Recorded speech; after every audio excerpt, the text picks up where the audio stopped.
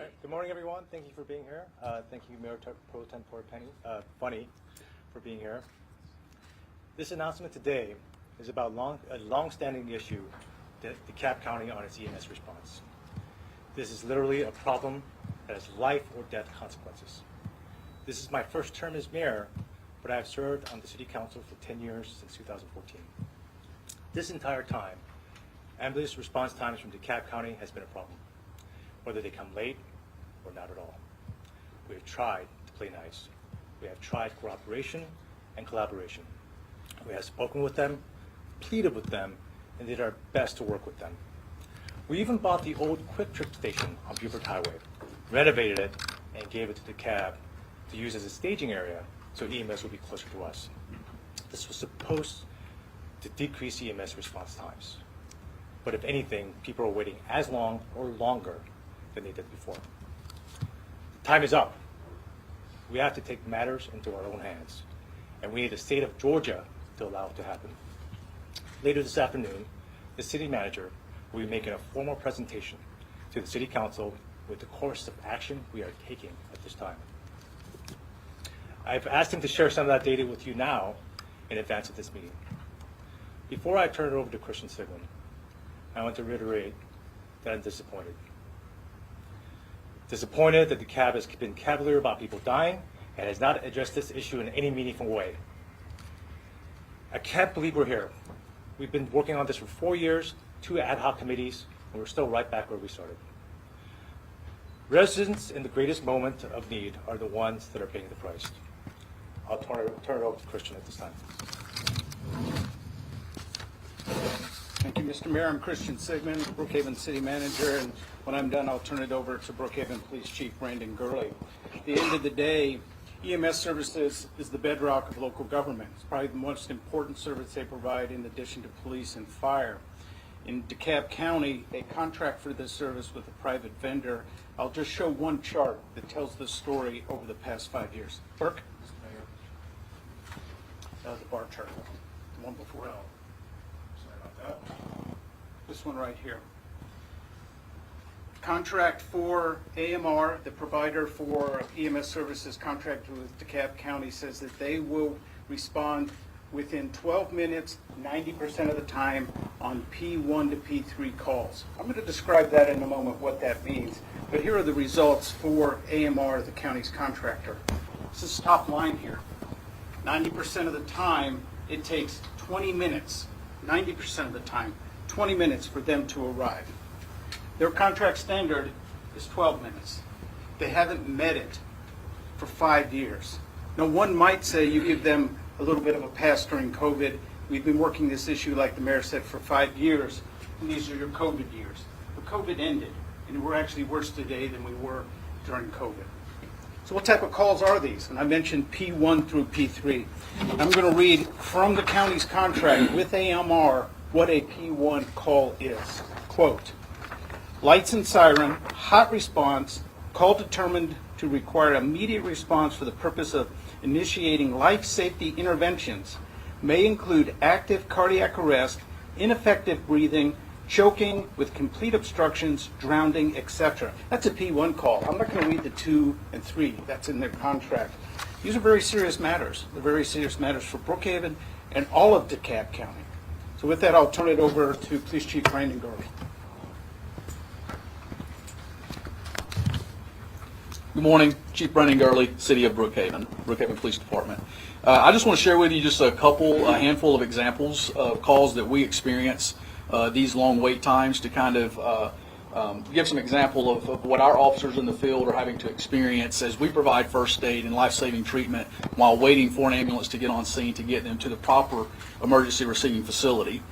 And these are just going to be calls over the last year. We could go back much farther, but I'm going to give a few more recent examples of more serious calls. So back in March of last year, officers heard a call live stream into their vehicles through software that we use to live stream 911 calls into the officers' patrol cars. They listened to a caller tell 911 that there was a man shot in the chest at Blackburn Park and was dying. Officers later learned that the person who was shot was in fact the caller that was suffering from a self-inflicted gunshot wound to the chest.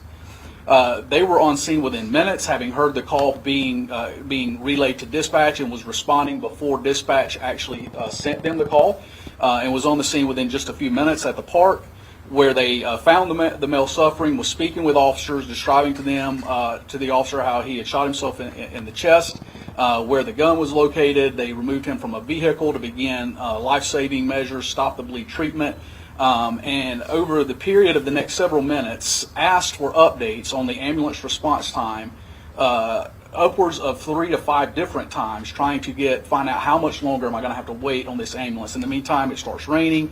They're dealing with inclement weather. So the DeKalb Fire Department and Brookhaven police officers administered first aid to a victim who at this point had lost consciousness and had quit breathing. AMR arrived on scene with an ambulance 34 minutes later from the time that the call came in, to begin treating and packaging the male victim for transport, who was later deceased upon arriving to a local Atlanta area hospital. Later last year in May, we responded to a large fight call at Look Cinema in town Brookhaven next door to City Hall. This was in the evening hours. Victims were complaining to 911 about being contaminated with some sort of chemical spray. We later learned to be pepper spray that was deployed during this large fight, and there were many injuries, superficial and broken bones, that were received in this fight at Look Cinema. When officers arrived and began dispersing the crowd, they identified these victims with broke bones, and was again asking for AMR to respond in reference to these many injuries. 52 minutes after being asked to respond to Look Cinema with multiple victims injured in a large fight, some of who have been pepper sprayed, others with broken arms, the first ambulance arrived at Look Cinema 52 minutes later. At this point, the victims had already left in private transports via their own vehicles or that of friends, to take themselves to local area hospitals to get treatment after already have waiting more than 20 to 30 minutes and deciding to transport themselves. In this event, AMR did not transport any victims, as they all left the scene prior to them getting there. In June of last year, we responded to a domestic dispute with injuries. We had a victim who was bleeding from the face and head area, swollen bloody eye. This victim was a diabetic patient on blood thinners and was experiencing heavier than normal bleeding. AMR was requested by officers at 8:48 a.m. to respond. Multiple attempts to get updates on this response were made, at which time we were told that the ambulance had not yet been dispatched. The call was still holding, pending dispatch. At 10:30 a.m., almost 2 hours later, they finally told us that they had closed the call, thinking that an ambulance was no longer needed, when we were calling once again for an update. At 10:34 a.m., the victim decided to call someone else to take them to the hospital, and the ambulance was canceled, almost 2 hours after an initial call for the ambulance to come to the scene. This year in April, earlier this month, we responded to a dog attack, a victim who was bleeding profusely from the arm area. It was very serious bleeding that required the use of a tourniquet to try to control the bleeding. After more than 30 minutes, officers identified that this person needs to get to an ER, and a decision was made to load the victim, who was bleeding heavily with a tourniquet already in place, into our patrol car and transport this victim to Grady. That's not a position that our officers should be in, transporting someone in a life or death situation, losing a lot of blood, to the hospital. Word made its way back to me, I believe this to be true, from medical staff. I did not talk to them directly, that had it not been for the actions of the officers on scene to apply the tourniquet, and then ultimately to get them to an emergency facility before too much more time had passed, that there could have been a much different ending for this victim, who suffered a very serious injury in a dog attack. And then just yesterday, I will end with this example. In a local daycare, church daycare, close to City Hall where we're at now, a 911 call was received for a 3-year-old who was running 105-degree temperature and had begun seizing. Over the next several minutes, additional 911 calls were made from the daycare attempting to get an ambulance on scene. It took DeKalb County 5 minutes to accept the call from Chatcom, our 911 center, and then an additional 24 minutes to get an ambulance on scene at the daycare, where the child had already at this point suffered 3 different seizures and was in dire medical distress. That's all the examples I had to share with you this morning, Mayor. I'll turn it back over to you. And we'll take any questions. What time for the city manager are you giving that presentation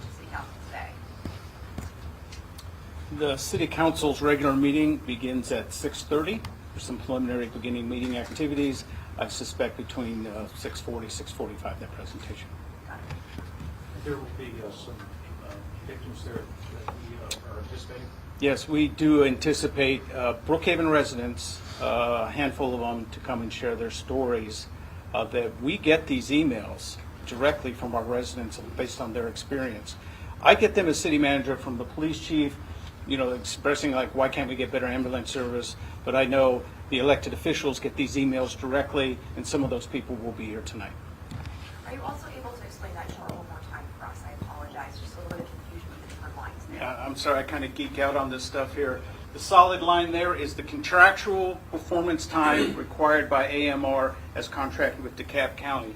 It says that 90% of the time, an ambulance will arrive within 12 minutes, which is a very generous response time in an urban setting. Overall, in their system, because they use fire trucks, which don't transport, they meet that as a county. But their contract provider, which provides 90% of their responses, has never met it and doesn't even come close to meeting it. Fire trucks do not transport. So even if a fire truck, and they do show up in the dog bite and the scenes that the chief mentioned, they can't transport. In many of these cases, you have to get to the hospital. And the only people get you to the hospital is AMR, or, which shouldn't be required, our police officers putting them in our cars. Is this an AMR problem or a DeKalb County problem or both? It's both, but ultimately AMR is a contractor to DeKalb County. Meaning, it's a DeKalb County. Yes. Are you working with other cities or municipalities on this effort? At the city manager level, this has been an issue for 5 to 6 years, and we've talked about various scenarios. As the mayor mentioned, we've gone through 2 rounds of review through the State Department of Health on how to improve this. Recommendations have been made, they haven't been implemented, and we're still where we're at. The mayor might have some commentary as it relates to his working with the other cities. Have you already submitted that petition to the Georgia Department of Public Health? No. When do you plan to do that? I will be asking tonight to the City Council for permission to start that process. It's a process where it's literally a letter from the city to the Department of Public Health saying we have concerns about the service delivery. They'll start an investigation. They'll look into the statistics. But as the mayor noted earlier, we've done this twice already. The Department of Health has come in and overseen a review of DeKalb County's EMS services twice in the past 6 years. We're essentially going to go through that through the 3rd time. We're going to be much more forceful about it because we want to, at the end state, we have to improve services. It hasn't happened twice. We as a city can't control EMS under state law. That's a state function regulated by the Department of Health. They decide that DeKalb gets the sole ability to provide EMS services. DeKalb leadership decides who they do that with, whether internal staff or contractors, and we as the cities and the residents of DeKalb County have to accept that. Is there also a state law that says if you don't have a fire department in your city, you can't control ambulance services? Seems like Dunwoody said something similar when they were complaining about ambulance response. I don't recall. We don't have a fire department. DeKalb Fire actually does a very good job responding to fire calls.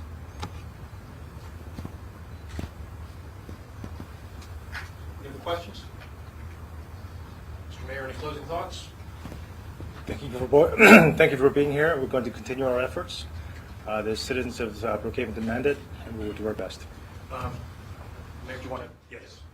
Thank you, Mr. Mayor, and thank you, City Manager and our Chief. We should not be here today having this conversation. The lives of our citizens are at risk. We should be focusing on delivering good service for our citizens, and that's why we're here today. The mayor made that very clear.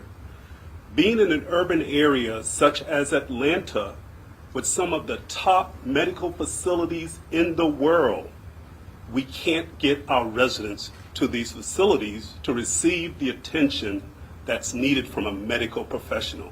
That's a problem. That's a problem. Grady has a wonderful program that really helps stroke victims if you get them there within the required amount of time. Right now, we cannot get them there. We have to make an improvement to this process. So we urge the state to really pay attention to this because this is critical to the lives of the citizen in the city of Brookhaven. And I want to thank the mayor for really pushing this forward. And the full council supports us, the mayor, and the city manager and the police chief with this effort because we realize that our residents' lives are on the line. Thank you. For those watching on streaming, can you say and spell your name and give your title? Oh, sure. My name is John J. Funny, John, middle initial J, last name Funny, Funny. I serve as Mayor Pro Tem and City Councilman for District 4. All right, last call. Thank y'all so much.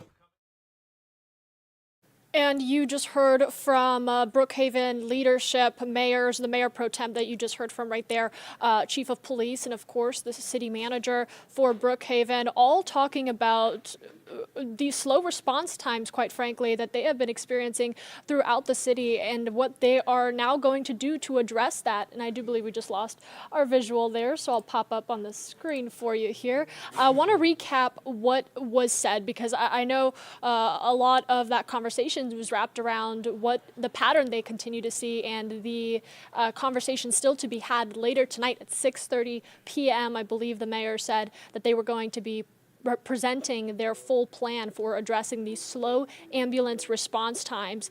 The mission here for them, the focus, is this new petition that the city of Brookhaven has rolled out to ask the Georgia Department of Public Health and urge the Department of Public Health, for that matter, to allow Brookhaven to manage their own ambulance operation. Now, as it stands right now, DeKalb County does contract with a private company to provide emergency management services. So Brookhaven is saying they want to be able to take matters into their own hands and address slow response times. The chief of police bringing up a most recent incident where law enforcement was called to a mental health crisis that really took a turn, and part of the challenge that they faced was that there was slow medical response. So we're going to continue to follow this. Our Atlanta News First, Rebecca Schramm, will have a report for you live at noon, so make sure you tune in to Atlanta News First at noon.